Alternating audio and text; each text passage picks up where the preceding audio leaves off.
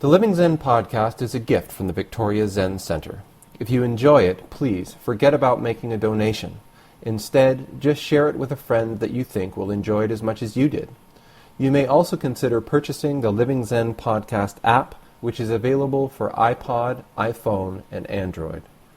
If you happen to visit or reside in Victoria, British Columbia, I'd like to invite you to attend the Tuesday evening Zen open house that takes place every week at the University of Victoria's Interfaith Chapel. This event is co-sponsored by UVic Multi-Faith Services and the Victoria Zen Centre. For more information, please visit our website at zenwest.ca. Mumonkan Case 40. Guishan kicks over the water bottle. When Guishan was at Baizhang's assembly, he was cook of the monastery. Baizhang wanted to choose a founding teacher for Mount Dagui. Dagui? He invited all his monks to make a presentation saying, "The outstanding one will be sent." Then he took a water bottle and set it on the floor and said, "Don't call this a water bottle. What would you call it?" The head monk said, "It can't be called a wooden clog." Baizhang then asked Guishan his opinion. Guishan kicked over the water bottle and walked out. Baizhang laughed and said, "The head monk loses." Guishan thereupon was made the founding teacher at Mount Dagui. Wu Men says, though Guishan was altogether valiant, he could not leap out of Baizhang's trap. If you scrutinize what happened next, you'll see that he accepted the heavy and rejected the light. How? Look! Removing his sweatband, he shouldered an iron yoke. Wu Men's verse says, tossing bamboo baskets and ladles away, he swept all impediments before him. Baizhang's severe barrier cannot interrupt his rush. Thousands of Buddhas come forth from his toes.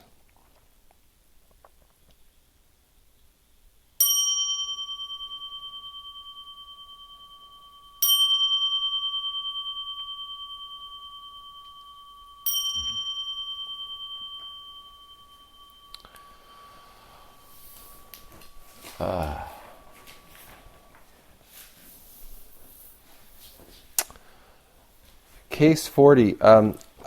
Looking over this in preparation for today's talk, I realized how much more sense how much more clear this case is than the first time I came across it a really long time ago.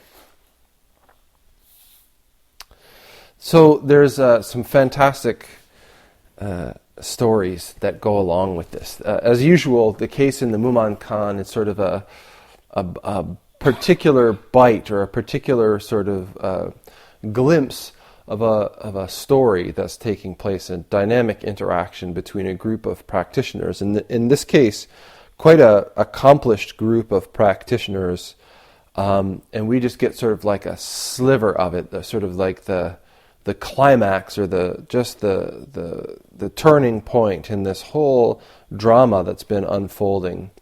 And so I wanted to talk about the whole picture to help sort of shed some light on this maybe.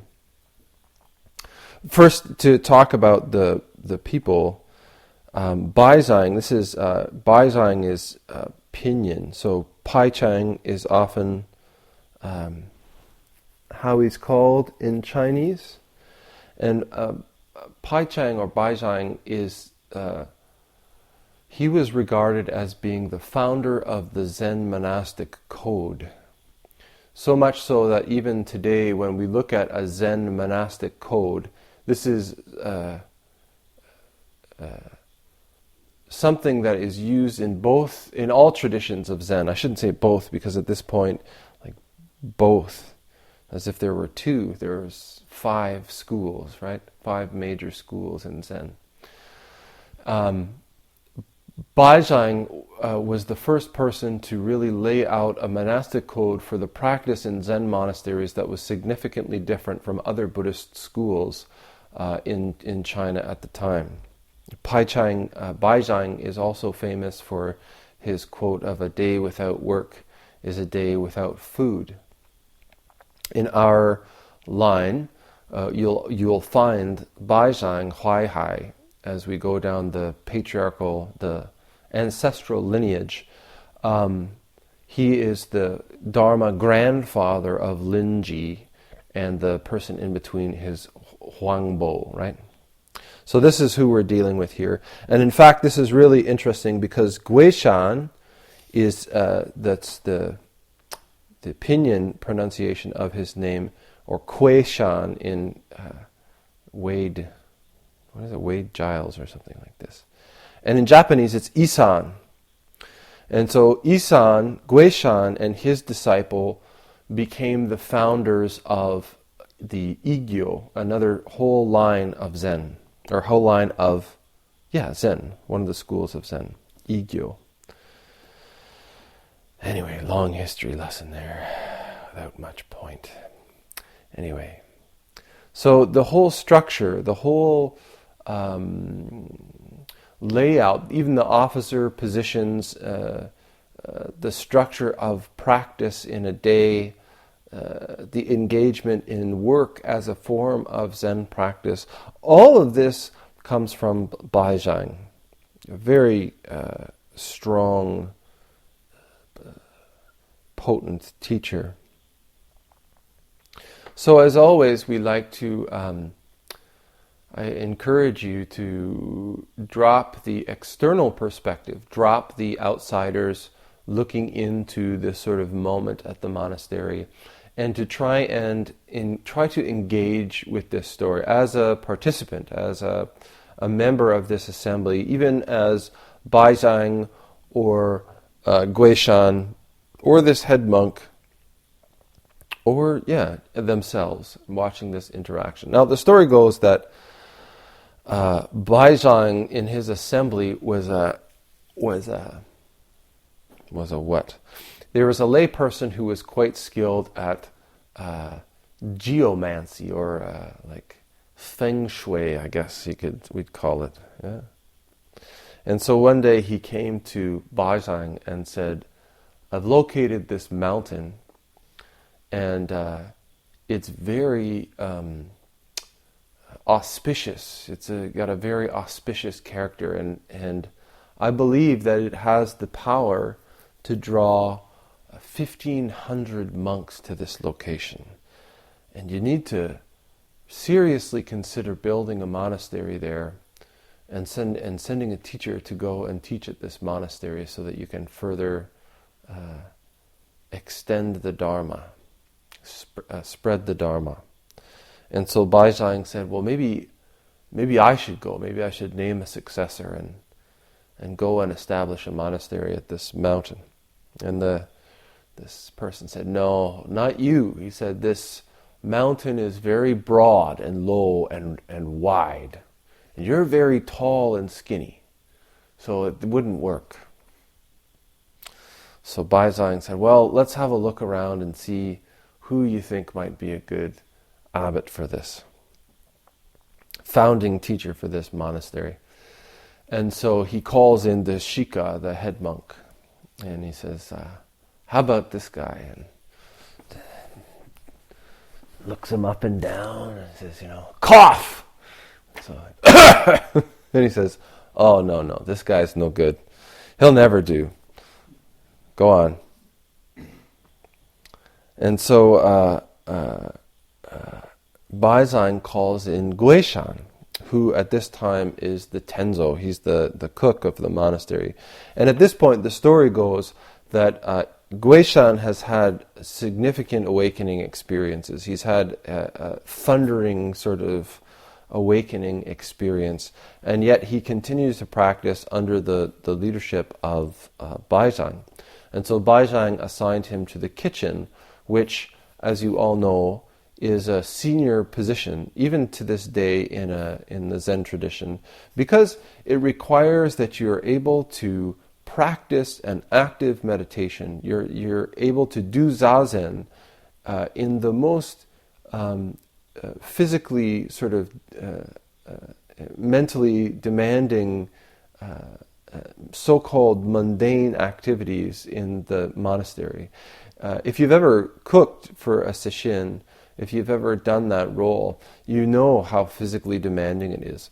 And so if you imagine, not just physically, it's completely demanding. There's no breaks, there's no rest, there's no time for idle thinking when you're doing the work in the kitchen. Now, at this point, there are probably several hundred monks in Baizang's monastery, so the position of the tenzo is a very demanding one.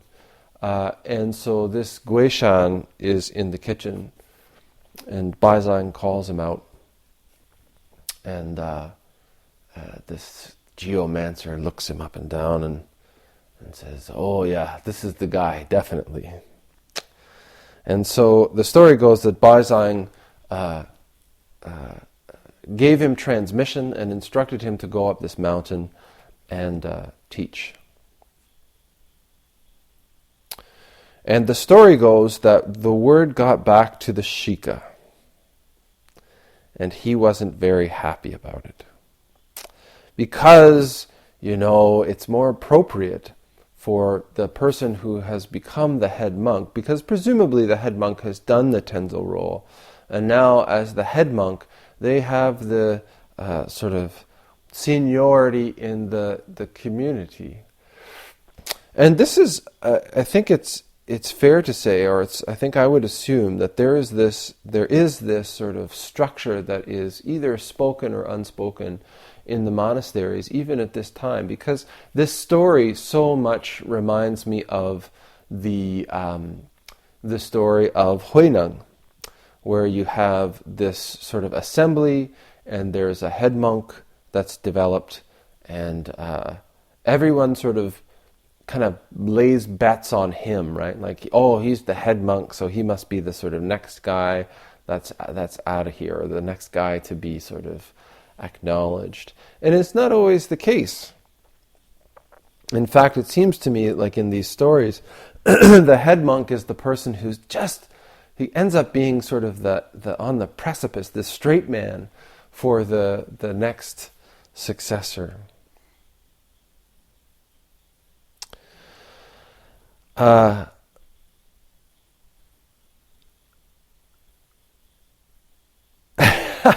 So I said, it makes so much more sense to me now. And I think when I first read this case, oh God, how many years ago? I don't know, 96, 7, something like this, long time ago. Certainly I identified with the head monk. This case didn't make much sense, and I really thought that Guishan was kind of a jerk. And I thought, oh, this head monk's... there's so much about it. I thought, oh, great. This is such a cool thing. I'm going to become an abbot of this new monastery, and won't that be really cool? And how naive I was to look at this like this. Because maybe some years of actually being an abbot have sort of beaten it into me what this actually means. Guishan is the tenzo, and so I guess at that point I hadn't been tenzo. So maybe there was no sympathy or understanding of what Guishan's position was. Then, after, I think it was about 3 sessions, my third session, I arrived at the island, the house where we were doing the session, and I was sort of unceremoniously informed that I would be doing the tenzo role. And I was, at this time I was probably, the math here, let's see. I was in my early 20s anyway, and I hadn't really cooked that much for myself, and certainly not for many other people. And I think there were 15 or 17 people at this retreat, and it was sort of, you're on your own, and here's the food that we bought, and here's a rough menu for you. Okay, go. So, by the time that retreat was finished, my mouth was so completely filled with canker sores from the stress because I was just thinking about everything the whole time. And if you've done Tenzo, you know that you could really get into this sort of headspace of like constantly worrying about stuff. And have I got enough beans soaking? And is there going to be enough of this to last? And oh man, are we going to make it through all the days of this retreat? And oh geez, this is starting to go off. And what am I going to do about that? And I'm supposed to cook this. And you can sit there looking very peaceful and inside be having a complete meltdown. And then when you go to sleep at night, you think, oh, did I forget to do that thing? And you get up and you go check and, oh, maybe yes you did, or maybe no you didn't. But either way, you're getting less sleep and you're on your feet all day. Very tiring. For me, I always found, because I'm quite tall, that most places have these sort of normal-sized counters, and when you're standing for hours and hours chopping, oh, it's like a knife right between your shoulder blades. It's a difficult position. So, Guishan was with Baizhang's assembly, and he was the cook of the monastery. This is his position. He's the Tenzo, in charge of the kitchen and the stores for this community assembly of likely hundreds of monks. And so Baizhang wanted to choose a founding teacher for Mount Dagui. This is important, a founding teacher for Mount Dagui. And so I think when I read this the first time, I imagined that there was this temple that had been beautiful, sort of, in my mind, sort of like fog in the trees, and this beautiful sort of Chinese temple on Mount Dagui. And they're trying to find this new abbot, this new head teacher, new founding teacher to go to this new mountain. So before this, this whole scene with the geomancer guy has taken place. Before this, the head monk has brought his concerns to the abbot and has said, look, boss, I'm the head monk. I'm supposed to be the one that goes to this new monastery. I mean, I pretty much can do everything around here. I've done all the roles. I mean, when you're sick, I probably give the talks anyway, and nobody really even knows the difference. So why aren't you sending me up there? And so rather than sort of put his foot down and say, be quiet, this is my show and I'll tell you what's going on, he says, okay, we'll settle this Zen style. So he calls the whole assembly together and he takes out a water bottle. Now, the water bottle is one of the sort of standard items that monks were allowed to own right from the time of the Buddha, like a vessel for water, carrying water. It's considered one of the sort of necessary accoutrements of being a monk. So it's a very basic kind of thing, and he sets it on the floor and he says, now you can't call that a water bottle. What are you going to call it? And I think this challenge is open to the whole community. So I always picture this scene as kind of like a Western almost or something, right? Like it's the abbot calls together the whole assembly and he lays down this challenge. He takes this water bottle and he sets it on the floor in the middle of this big circle of the assembly and he says, what are you going to call it? Now, I think there's probably a bunch of things that go on. The first is that everyone freezes because nobody wants to be, okay, whoa, what are we going to do here? The second thing that I think happens is that everybody looks at the shika.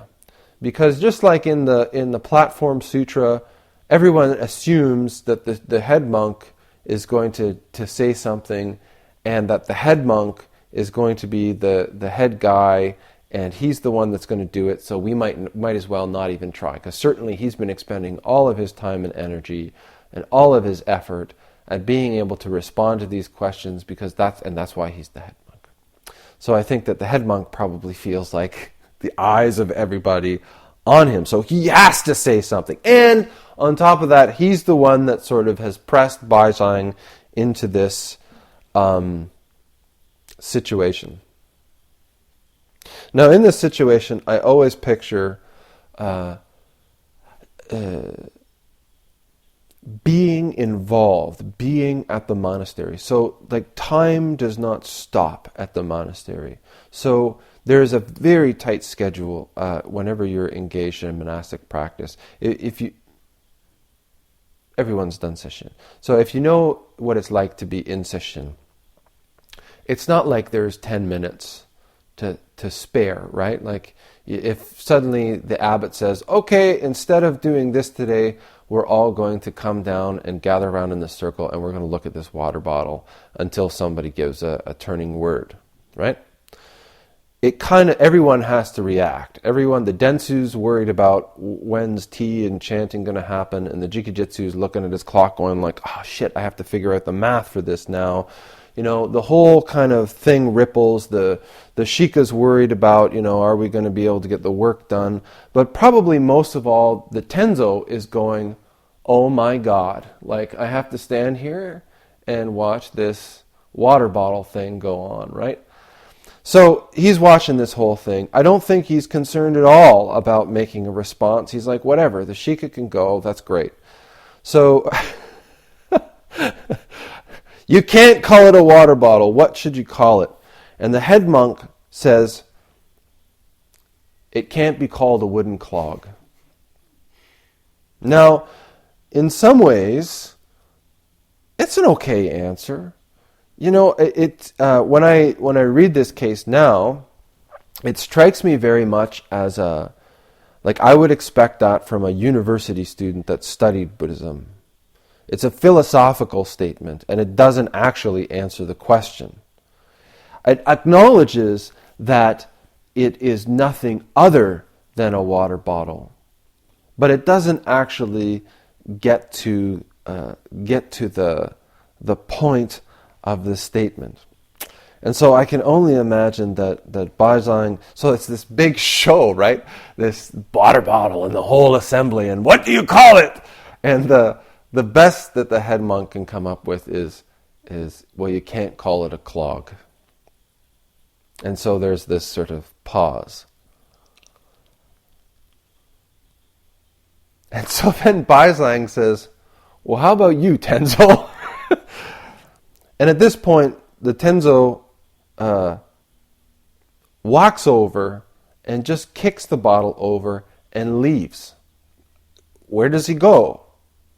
I'm assuming he goes back to the kitchen because he has stuff to do. And it's not a matter of anger, and it's not a matter of frustration. In fact, the way that Baizhang responds, this is an absolutely clear statement about where the Tenzo is. This is the Tenzo fluffed up at the prospect of becoming the head teacher. Is the Tenzo concerned about how he's going to look in the eyes of the assembly, or in the eyes of his teacher?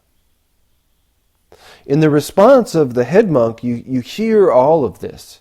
You hear him bearing the weight of the expectations. You hear him planning. This response is dead completely because it sounds so like I need to say something that's intelligent and impressive, and I need to respond to this demand of the teacher and demonstrate that I'm the worthy person to go and become this founding teacher of this great monastery. Baizang is, I need to do what needs to be done. Or Guishan just says, I need to do what needs to be done, and right now I think the rice is burning. So, you want a response to what this is, and I can't call it a water bottle. Pink! And off he goes. He's imagine the water spilling on the floor. Baizang laughs and says, the head monk loses.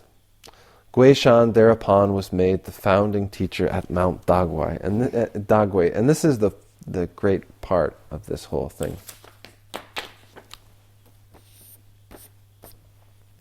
Wumen says, though Guishan was altogether valiant, he could not leap out of Baizang's trap. So, in the case, it would seem that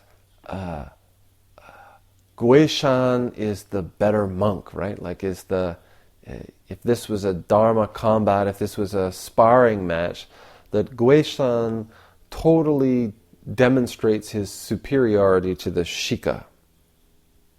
And yet there's another combatant that's named in this sort of comment, which is Baizang. And he sort of says, well, by defeating the Shika, or by offering the turning word in this case, he is completely skewered by Baizang. If you scrutinize what happened next, you'll see that he accepted the heavy and rejected the light. How? Look! Removing his sweatband, he shouldered an iron yoke. Now, so we have to look at a couple of things to really sort of, I think maybe people understand this, maybe people grasp this, but there's a great experience that happened to me.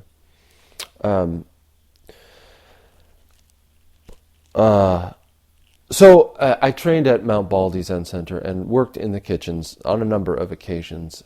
And when you've got sesshin going on and there's 50, 60 people and you've got 2 to 3 people in the kitchen, it's hairy in there and it's really busy. And I think at the time I was like, oh my God, can you imagine doing this for 6 months at a time? And this has got to be the hardest work imaginable. And then several years passed and I got married and I had first one child, and then a couple of years later I had another child. And then I went back to Mount Baldy for a session and they put me in the kitchen. And I recognized that my perspective of what that work was like had completely reversed. What before seemed to me like an overwhelmingly difficult task, preparing all of this food, doing all of this cooking, and just this constant sort of grind, had transformed into a vacation in a way. Like not like it was easy, or not like it wasn't a physically demanding task, but it suddenly realized that the focus of the Tenzo is just exactly to take care of the food, to prepare the food, to serve the food. It occurred to me that I never had to worry about whether anyone was jumping up on the stove or playing with knives or, falling down the back stairs or needed to go anywhere or do anything. These were all adults in a monastery, and my only concern was to make sure that this particular vegetable needed to be chopped right now, that particular pot needed to be stirred right now. Okay, now it's time to ring this bell, now it's time to do that. It seemed to me to be very straight focused. And I think when I first read this case, I didn't also have the experience of what these things mean, what it means to have a family, what it means to be an abbot, or in this case, what it means to be a founding teacher of a Zen center, of a monastery. This is what Wumen, who is an abbot, who is a teacher, who has founded a monastery, is talking about in this comment. Though Guishan was altogether valiant, he could not leap out of Baizang's trap. They have to be careful here, because it's not to make it sound as if he doesn't like being an abbot. It's not as if being an abbot is a bad thing, or being the founding teacher of a place is a bad thing. In a lot of ways, it's a wonderful thing. It's the most wonderful thing I've ever done in my life.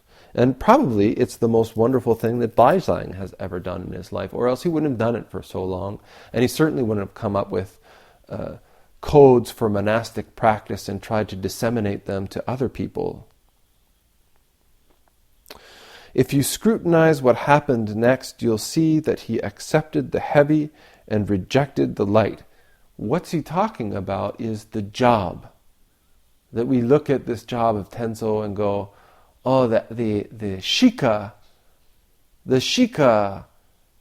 should have gone to be the abbot. And maybe there was a moment where everyone goes, oh, the Tenzo, he gets to get out of the kitchen and go be the head teacher. Lucky dog. I think I certainly sort of looked at it that way.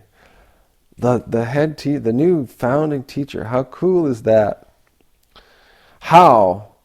Look, removing his sweatband, he shouldered an iron yoke.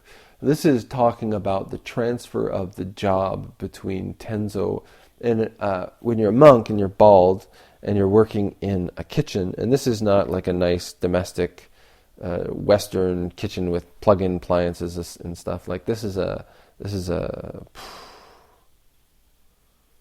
600 and 700 in China, open fires, big pots of rice, very hot. And so when you don't have hair, sweat like literally just kind of pours off you. So you always have to have like a cloth on your head to absorb your sweat, right? So he's taking the sweatband off, and instead he's replacing it with this iron yoke, which is the sort of, you know what a yoke is, right? That's so made of iron. It's heavy job.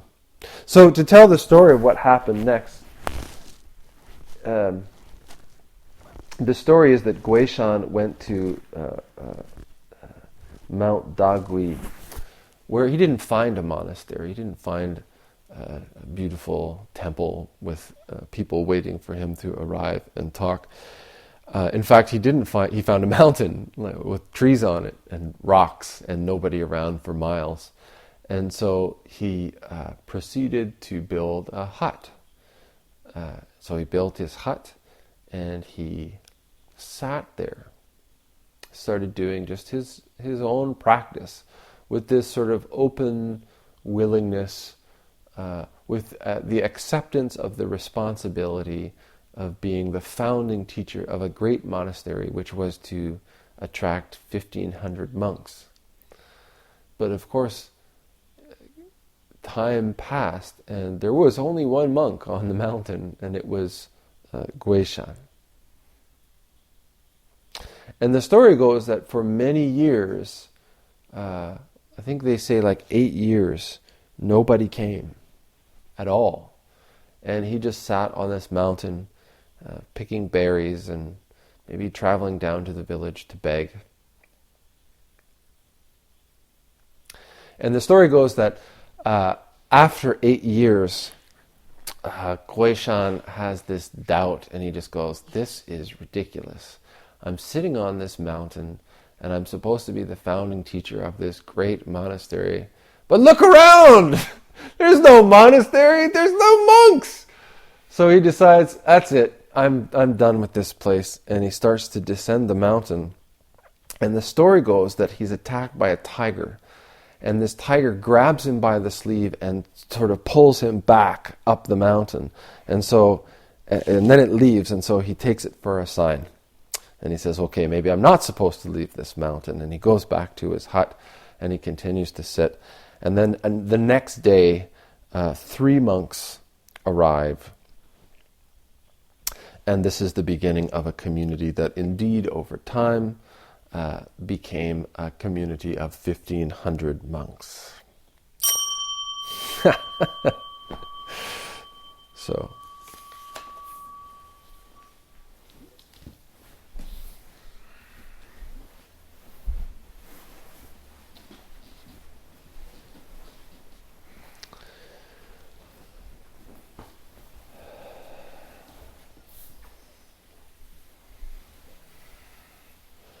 Wumen's verse says, tossing bamboo baskets and ladles away, he swept all impediments before him.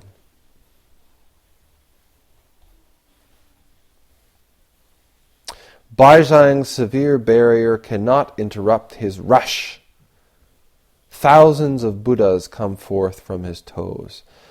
Tossing bamboo baskets and ladles away, he swept all impediments before him.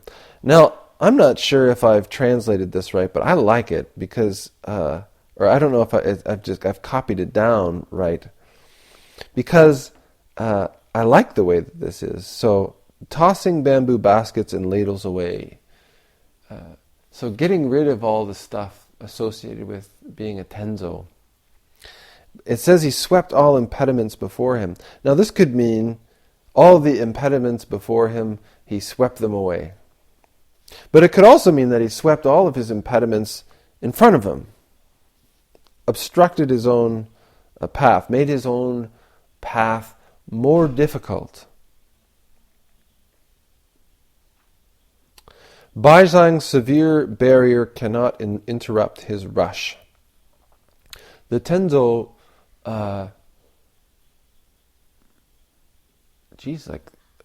there's actually a majority of people in this room who have served as Tenzo. That's wonderful. So you all know the feeling of the time.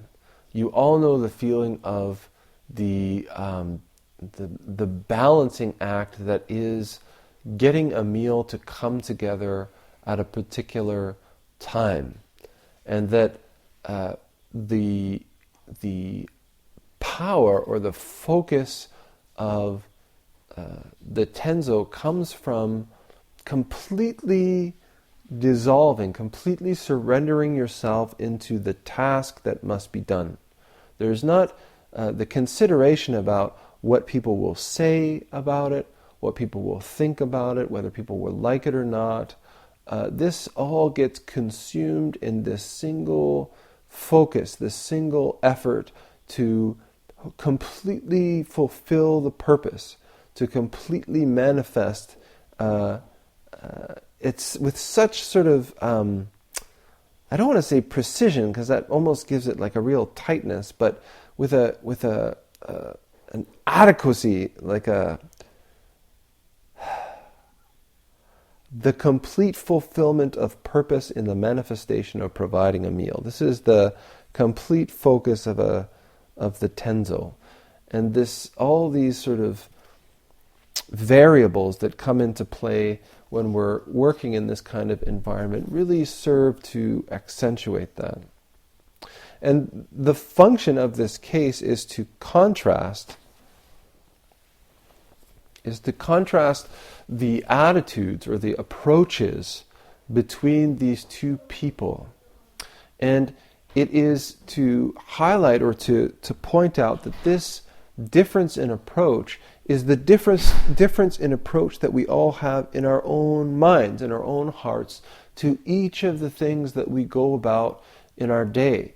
Whether it's our job or our relationship or whatever activity that we're engaged in, whether it's making art or making music, we have these two fundamental ways of approaching things.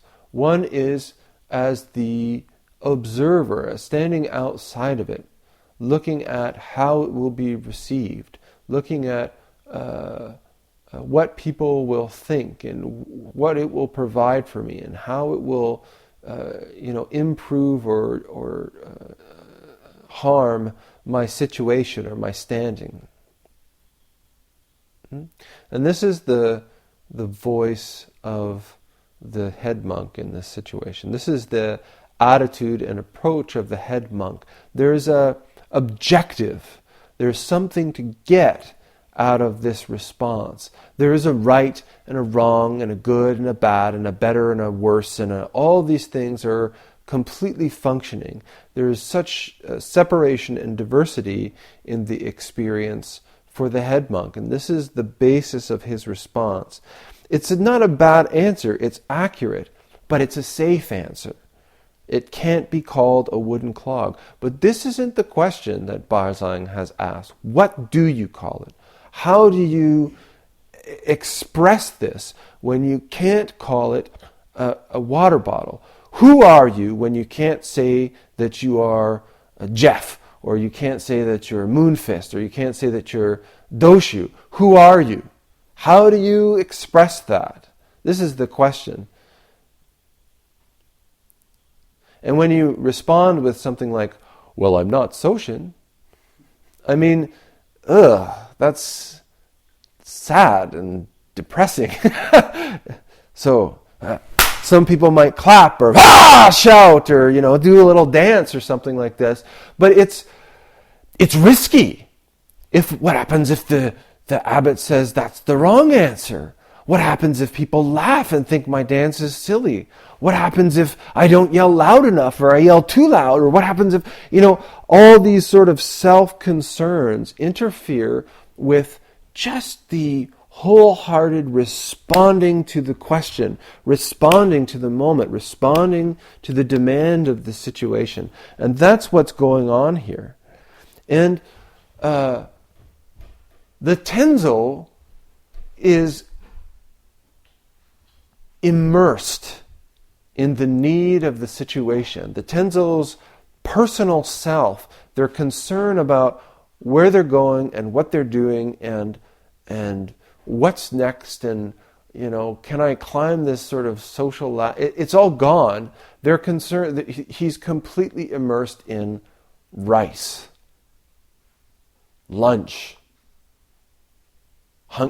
He's probably more attuned to the grumbling bellies in the assembly around him than he is to the words of the master. He's completely level with the situation. There's no projecting, no self-concern, no clutching or grasping or clinging. And so when the abbot turns to him and says, well, what do you think about this?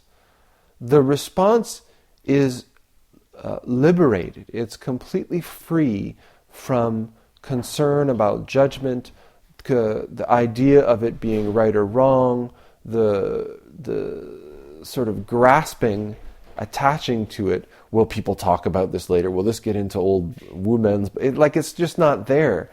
Okay, pink, over goes the bottle, and I got to get back to the kitchen. Thank you very much. Off he goes. Doesn't stay around to even see what Baizhang has to say about what he's done. There is no concern. Baizhang's severe barrier cannot interrupt his rush. It's like the function is taking place, and Baizhang does what he can to... I think in the West we often think about sort of...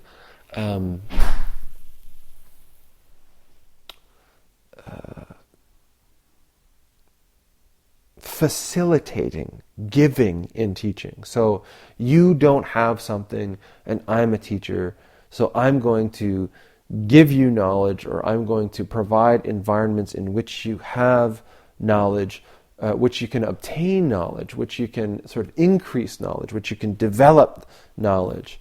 And the function of this teacher and the function of Guishan is that already this nature, this wisdom, this Buddhahood is manifest.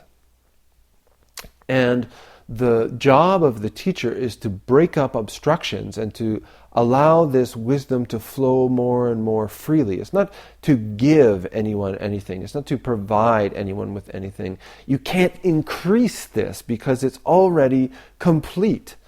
There's nothing else. And so the job is of the teacher in these situations is to prevent these very sticky situations. Linji calls them like sticky lacquer trays. So he throws something down and watches where people stick to it. Then he knows, well, that's where I hit. That's where the fixations are. Because other than that, these people are completely perfect. If I put down this situation and they all get glommed onto it, how they stick to it gives me insight into how I could actually help them. And that's what this line is talking about. Baizhang's severe barrier cannot interrupt his rush. He puts down in the form of a water bottle like success to a monk. You're going to get out of here. You go be the founding temple. This prophecy guy over here says there's going to be 1,500 monks. Here it is. All you have to do is tell me what that is, but you can't call it a water bottle. That's as sticky as it gets. If you have any clinging to self, desire, prestige, accomplishment, wanting to demonstrate your awakening, it's like flypaper. It's beautiful.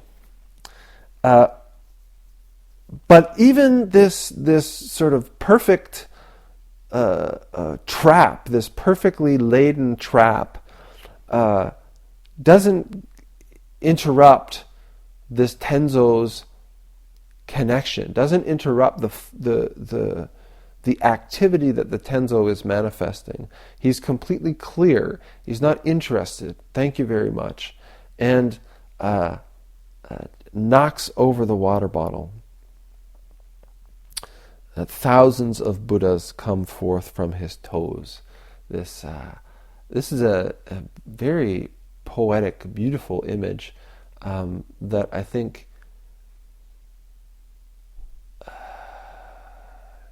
you have to be able to get your head into being there to watch the water bottle go over, to kind of get this one. And this, in doing this, in making this manifestation, in doing this demonstration, in making his way back to the kitchen, this is what Wu Men is talking about when he says, though Guishan was altogether valiant, he could not leap out of Baizhang's trap. Because this is a trap, and so everybody falls into it. Guishan completely dismisses it, and yet in doing so finds himself in the position where he's appointed as being the founding teacher, the one man who has no interest, no desire, no concern for it, no want to do it right or make it big or anything like that. He's the one man, he wants to go cook the rice, but he's the one man who gets the robe and the assignment to go do the job. The assumption, I think, or the expectation that Baizhang has is that this attitude, this skill, this realization of meeting the requirement wholeheartedly, completely immersing in what is to be done in this very moment. Not making work, not being a busy person, but to be able to see what is required in each moment and to be able to give yourself wholeheartedly to fulfilling that. This is what Baizhang sees in Guishan, and it manifests when he's the Tenzo as the Tenzo. But I'm sure when he's being Jikijitsu, it manifests in how he rings the bells, in how he leads the Kinhin line, or when he's the Densu, how he leads the chanting. Yeah? It doesn't matter where he puts him. This natural activity unfolds. And so in making him this founding teacher, this manifestation goes to. And this is, in Baizhang's perspective, I think, that's exactly what you have to have. So to put in a word for the poor Patsy head monk in this case, I think it's important to know that later on he also becomes a great Zen master. Kanrin or something like this. So don't feel too badly for him. It wasn't his time.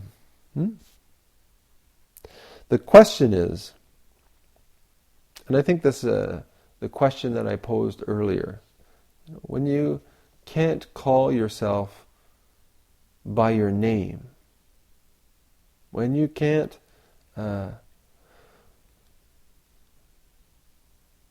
use the usual way of expressing what it is that you are, who it is that you are, how will you go about accomplishing this?